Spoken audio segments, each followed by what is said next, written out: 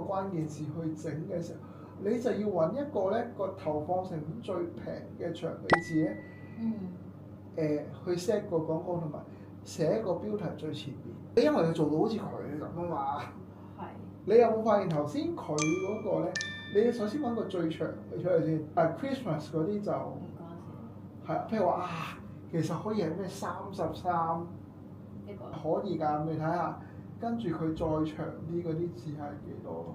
同埋你要睇下你喺 set 廣告嘅時候佢貴，其實你有4至5個字嗰啲其實可以，你一路睇啊，一路睇，去到後面好似冇啦。好，OK，咁我估咧，我未睇你後邊啲數據啊。如果我以呢個 table 計啦，後邊嗰啲唔使睇嘅，應該後邊都冇嘅。你呢啲冇嘅話，後邊都冇嘅。好，咁你咧，其實咧，你可以全部拍晒落，因為